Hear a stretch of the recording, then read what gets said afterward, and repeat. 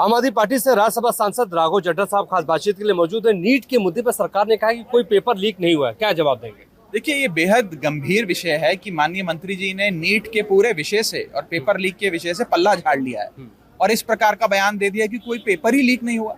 अब मैं माननीय मंत्री जी से पूछना चाहूंगा कि अगर पेपर लीक नहीं हुआ तो सीबीआई जांच किस विषय पे कर रहा है? अगर पेपर लीक नहीं हुआ तो किन लोगों को किस विषय पे, किस आधार पे गिरफ्तार कर रही है सीबीआई?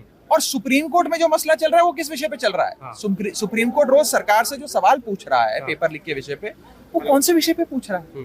इस प्रकार से पेपर लीक की घटना को अस्वीकार करके उससे पल्ला झाड़ना और देश को यह आश्वासन देना कि पेपर लीक ही नहीं हुआ, ये उन 30 लाख बच्चों के भविष्य से खेलने के बराबर है। उनका जो जख्म है, वो ईमानदार, भले, मेहनती बच्चे जो दिन रात पढ़ाई करते हैं, कम्पिटिटिव एग्जाम्स की तैयारी करते हैं, उनको ये कहना कि पेपर लीक नहीं हुआ, उनके जख्म को हरा करने, उनके जख्म पे नमक छिड़कने का काम है। मैं सरकार से अनुरोध करूंगा, मंत्री जी से अनुरोध करूंगा कि इस पेपर लीक की घटना को स्वीकारते हुए इसके खिलाफ सख्त कानून बनाइए और इसके खिलाफ कोई समाधान दीजिए।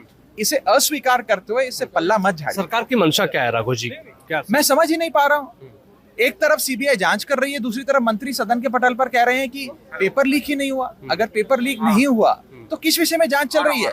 आप उन 30 लाख बच्चे जो आज राज्यसभा और लोकसभा की कार्रवाई देख रहे हैं कि कौन आज उनके हकों की आवाज उठाएगा, उनको क्या जवाब देना चाहते हैं? मैंने अपने राज्यसभा के बयान में बात रखी थी कि इस देश में 2 आईपीएल चल रहे हैं। एक है इंडियन प्रीमियर लीग जिसमें गेंद और बल्ले का खेल होता है, और दूसरा इंडियन पेपर लीग जिसमें लाखों बच्चों के भविष्य से खिलवाड़ हो रहा है। लगातार पिछले 10-15 सालों में पेपर लीग की घटनाएं राज्य से लेकर केंद्र के स्तर तक आ रही हैं। उनका क्या संज्ञान लेते हुए सरकार क्या काम कर रही है? संसद से लेकर सड़क तक फिर से इस मुद्दे को उठाएंगे?